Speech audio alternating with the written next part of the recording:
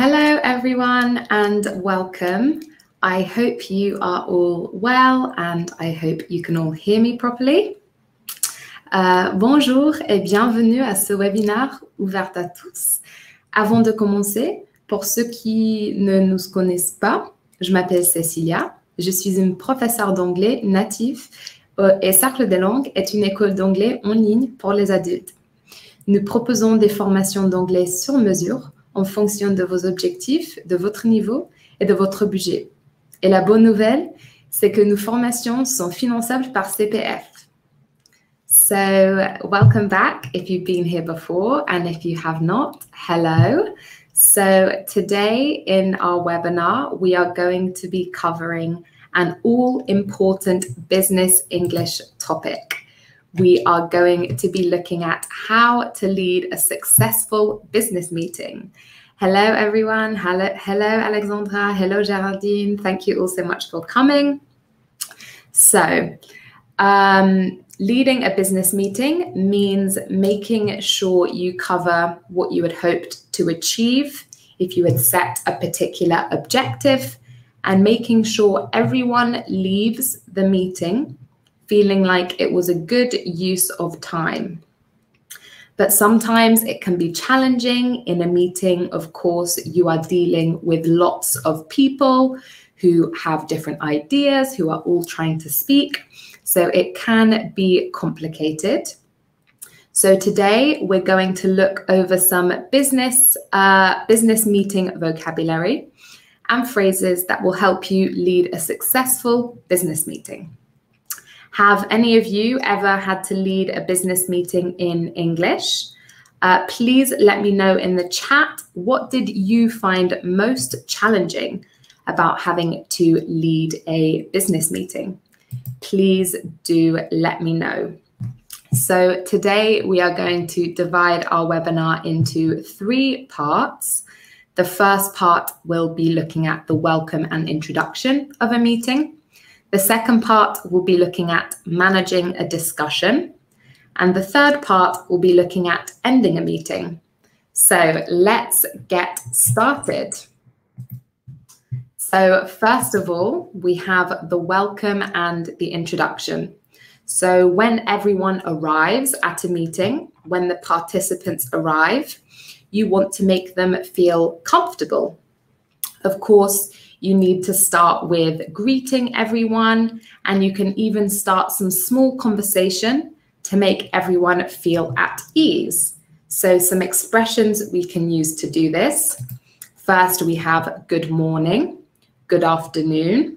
Of course, this is a basic greeting. It's polite, it's formal, and you change it depending on the time of day. So if it's in the morning before 12 o'clock, then you can say good morning. And after that, maybe after lunch, you can say good afternoon.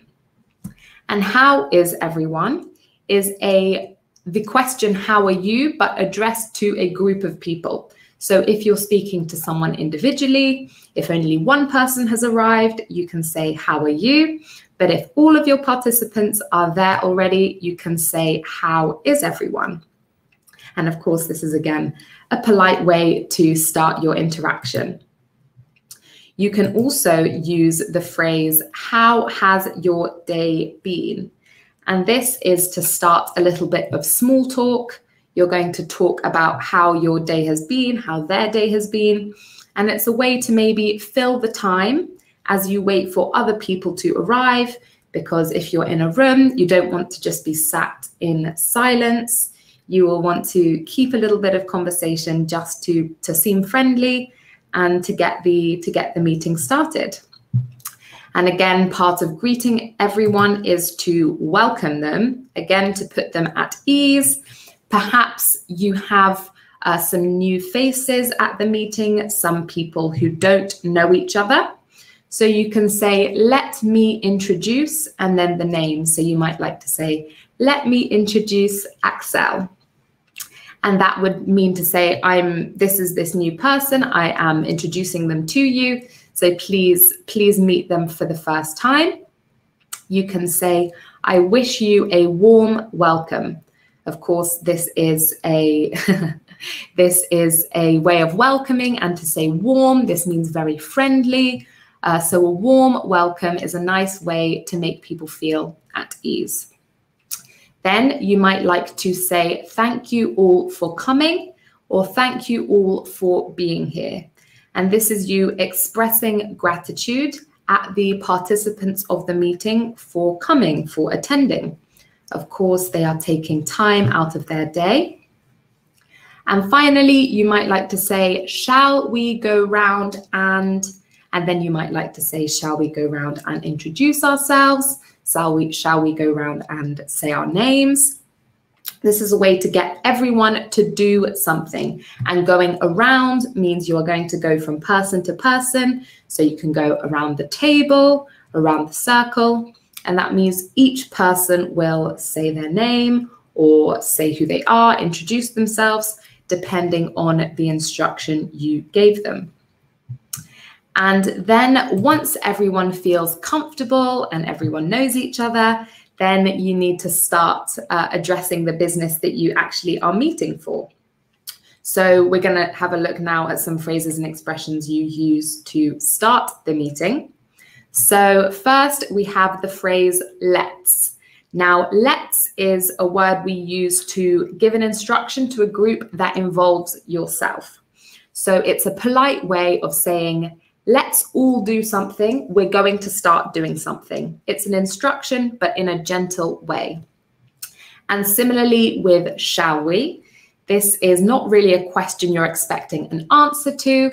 It's saying, telling everyone this is what we're going to do. So you can say, shall we get started, or shall we get going? These, of course, both mean to just start the meeting. Shall we start? Shall we begin? Again, means let's start. This phrase, get the ball rolling, is an idiomatic phrase. It means to start. Of course, if you have a ball and you start it rolling, then the movement has started and it is away. So we can use that phrase. Again, another slightly idiomatic phrase to say kick off. Shall we kick off with? And then you might like to point to a particular item on the agenda that you want to start with, or a particular point. And similarly, start with means the same as kick off with. It's just more explicit. And finally, if you are not going to be the first person to speak, you can say now over to, for instance, Axel. So I could say over to Axel. That means we're going to pass over to Axel for him to start speaking. Maybe he wants to introduce the first point on the agenda.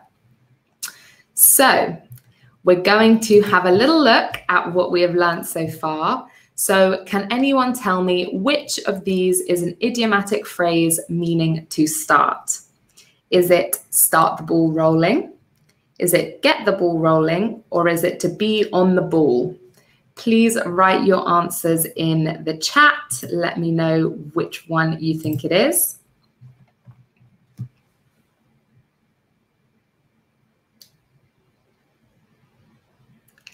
Brilliant. So you are correct. The answer is get the ball rolling. Be on the ball is also an idiomatic phrase used in English, but it means something a bit different. It means to be quick to understand or react to things. So if you can say she was very on the ball. This means she understood everything. She was proactive. She understood things. So that's just another idiom for you to remember. So now we are going to move on to the next section, managing a discussion. When you have lots of people in a room with different ideas, you need to make sure the conversation runs smoothly so that everyone is able to speak and to get their point across.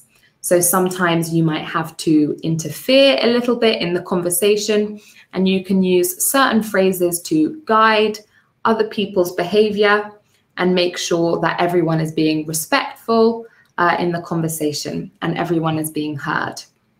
So first of all, we're going to look at encouraging others to speak.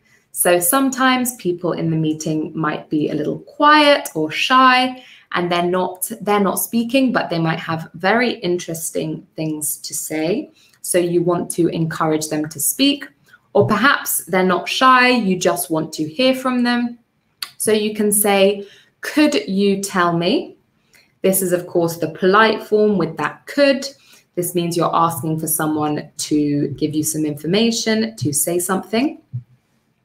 You could also ask, do you think? So, do you think we should change the format of the webinar, for instance? Do you think? This is asking for someone's opinion on something, and they will then respond to you with their answer.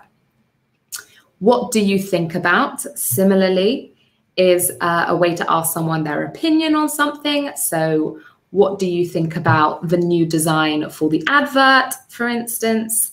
Then you can get someone's opinion, and this will encourage them to talk. If you would like to pass over to someone, you can say, let's hear from, and then their name.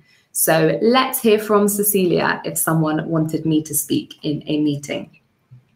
And this just means we want to hear what they have to say, and you're encouraging them to speak. And finally, you can say, go ahead. Maybe you've been in a situation where someone has been about to speak and then they stop. Maybe someone else started speaking, or they doubted themselves a little bit. So you can just give them a bit of encouragement by saying, go ahead, say what you wanted to say. Now we're going to look at giving your opinion. So as much as you want to encourage other people to speak, sometimes you might have something to say. You might, of course, if you're leading the meeting, you're probably going to be speaking a fair amount. So in terms of introducing your opinion, you can say, I think. Of course, think came up in the previous expressions. This is your opinion. What you think about something is how you feel about something.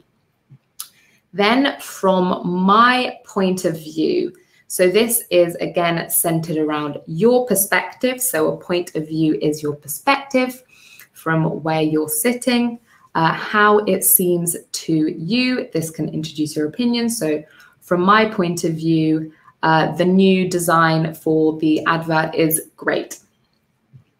Then as well, as far as I'm concerned, this is a bit of a complex expression, but it's again meaning the same thing as from my point of view. As far as I'm concerned, just means in my opinion.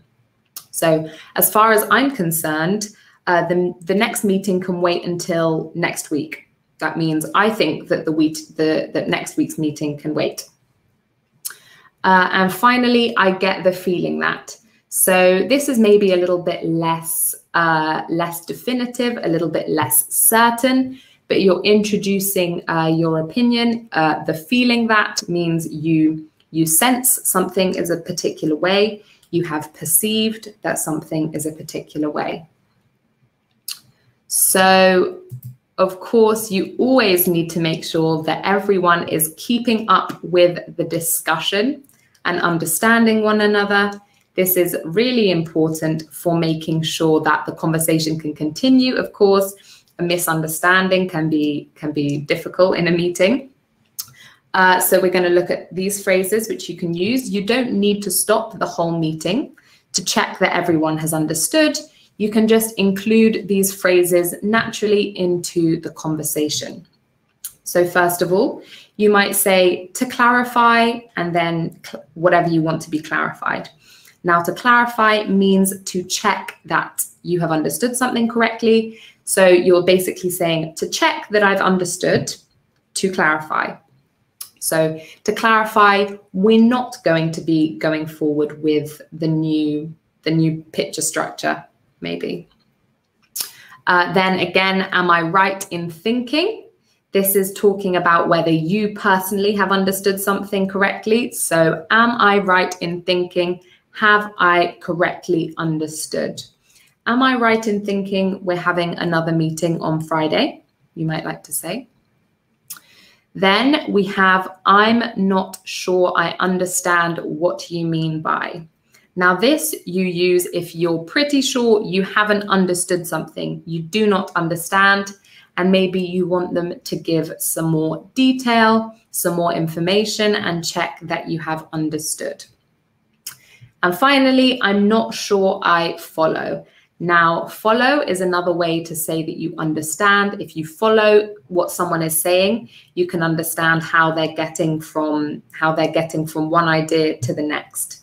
That's where that phrase comes from. So you can say, I'm not sure I follow, and then that will indicate that you haven't understood. And of course, the person can give you some more information. Now, during a discussion, lots of ideas and opinions will be put forward. Some people might agree with certain ideas and some people might disagree. But for both, whether you agree or disagree, this needs to be expressed politely. So first of all, we have a phrase, this is to check about agreement, check whether people are agreeing or disagreeing. So we have this idiomatic phrase, are we all on the same page? Now, to be on the same page means to be in agreement about something. I think so too. This is a clear way of offering agreement. This means I have the same opinion as you. I was thinking exactly the same thing. Then I have to disagree is used to, of course, express disagreement. When you're not thinking the same thing, maybe you have a different idea. And again, perhaps, but this is a gentle way of introducing disagreement. Perhaps this means maybe, so maybe you're right, maybe you have a good point. And then the but shows you're going to maybe introduce another idea, you're going to go back a little bit on your previous agreement. So the perhaps says I agree a little bit, but then the but says but not really. So it's a polite way to acknowledge that someone's point is valuable, which is what you want to do in a meeting. You want to make sure people feel like they are being listened to. But then you can also introduce your counterpoint, your counter argument. Now, sometimes you can have instances where one person is dominating the meeting, is taking up too much time, maybe they're not letting anyone else speak, and you might need to interrupt them. Of course, you want to do this in a polite and respectful way because they are still a valuable member of your team, a valuable participant in the meeting. So we're going to have a look at some polite ways to interrupt. So first we have sorry to interrupt, but now, of course, sorry. This is an apology. So by starting off with an apology, you are acknowledging that maybe they don't want to be interrupted, but you need to do it. So sorry to interrupt, but I think you forgot to mention something from the agenda, for instance. You're cutting them off, you're stopping them from speaking, but you are being apologetic and respectful. Now we have can I just. So can I just, this means it's asking for permission to do something. And this word just, it also softens what you are saying. So it makes it seem smaller than it is. Can I just let you know? It's a little bit less strong. It softens what you're saying.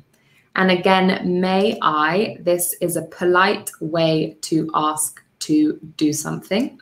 So if you say, may I just add something, we've got this word add down here. So to add is to say something on top of what has already been said. So may I add a final point? And then we also have the phrase jump in. So this is a fairly casual way to say start talking. So it's idiomatic.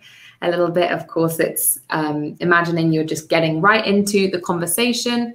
So can I just jump in there means can I just say something? Can I just say something now?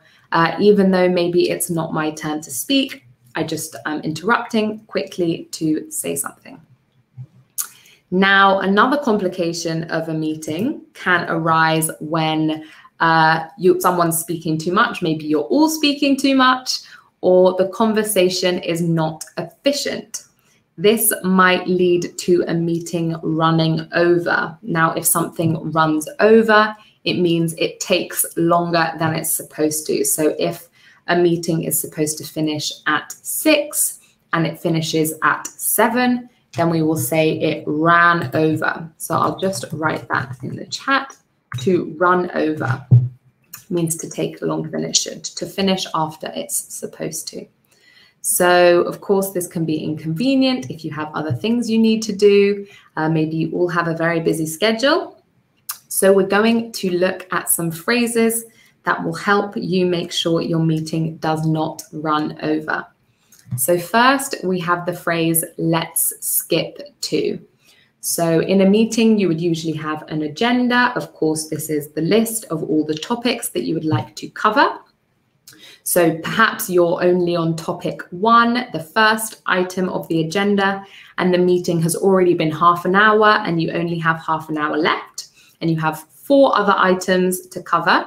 You might say, let's skip to the 3rd item. Maybe the second one isn't so important. So you can skip it, which means you miss out the 2nd item.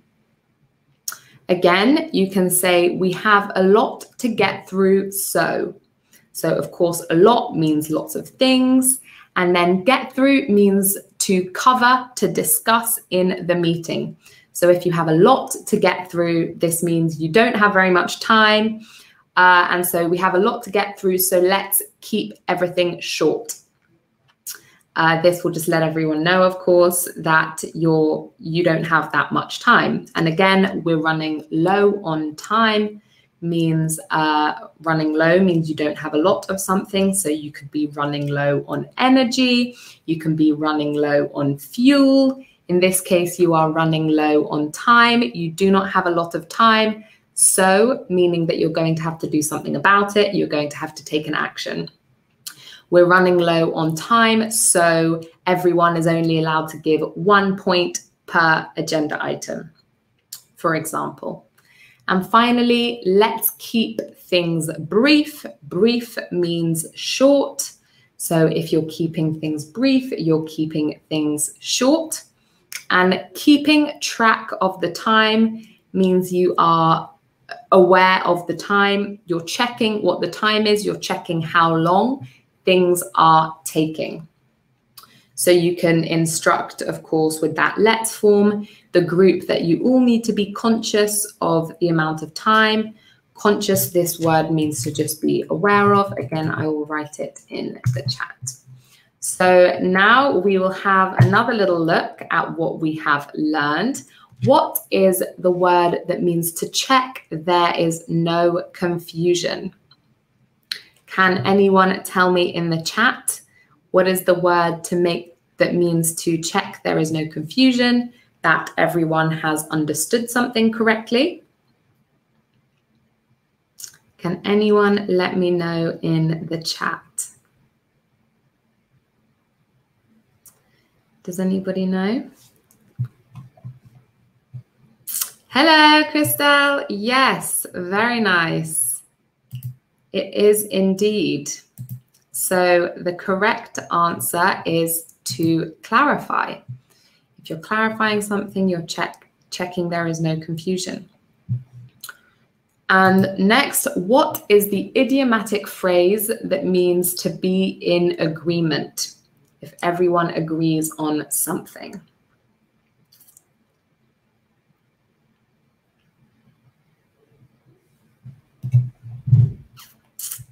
Very close, Geraldine. Yes. So you have to be careful with that preposition. It always has to be on the same page. We're all on the same page. Brilliant.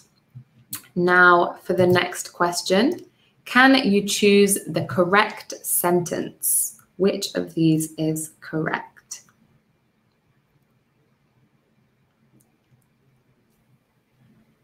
Very nice. Brilliant. So the answer is let's skip to, the fourth point on the agenda. We always have to use that to preposition. Brilliant. So now we're going to talk about ending a meeting.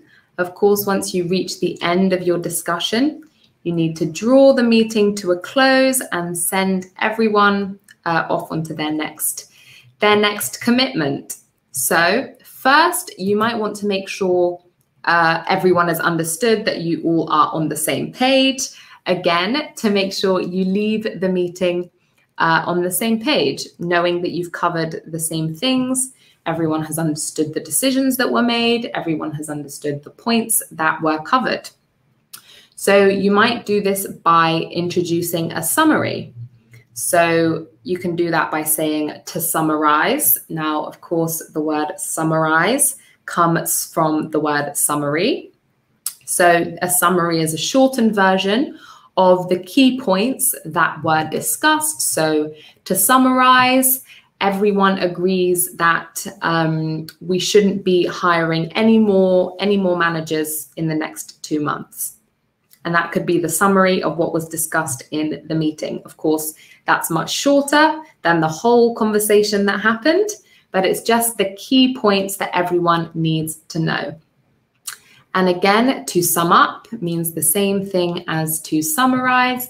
It's a little bit less formal. So if you're in a very formal meeting, you'll prefer to use summarize, but you can say sum up in a less formal setting. And again, to recap, this means to go over what has already been said. It's not necessarily going to be in a shorter way, but if it's at the end of the meeting, it probably is, since you won't have the time to go over everything. And a recap is short for a recapitulation. So this just means saying something again, basically. Then we have to conclude. So to conclude, we all agree that next week we're going to have another meeting. To conclude is the conclusion that you've all arrived to.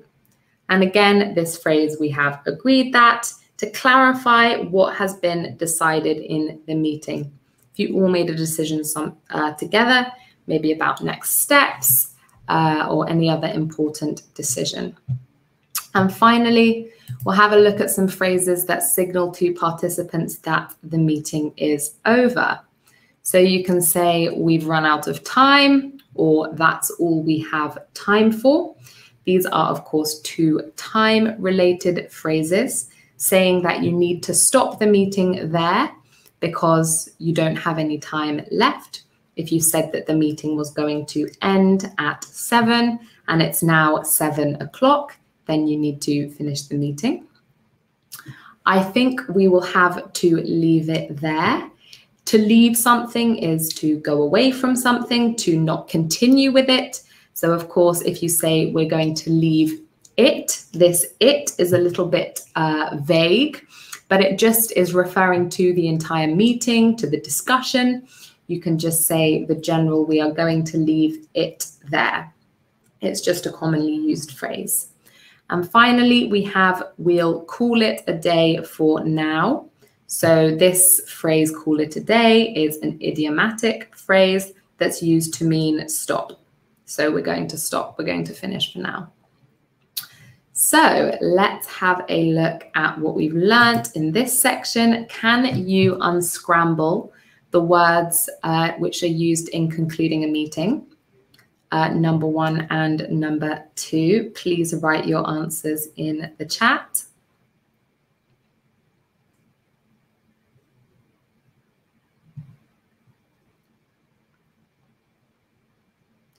Can you unscramble? So unscramble is to put the letters in the right order.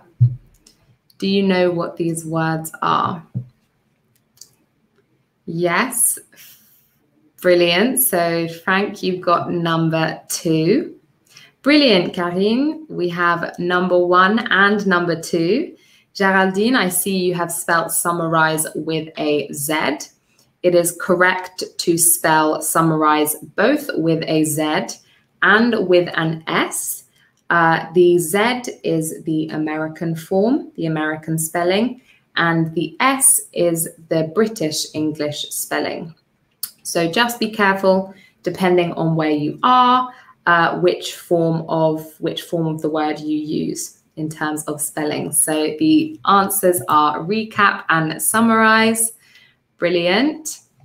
And now we have fill in the gaps for this idiom. That means to finish.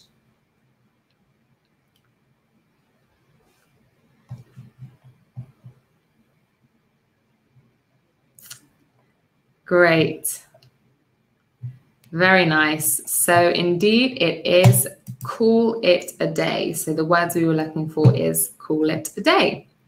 Well, in the fashion of our webinar today, that is all we have time for. We are going to leave it there. So yes, si ce webinaire vous a plu et que vous souhaitez approfondir votre pratique de l'anglais, n'hésitez pas à faire une demande d'information sur notre site internet. Nous serons heureux de vous présenter nos formations en détail et même de vous proposer un test de niveau gratuit à l'oral avec un de nos professeurs.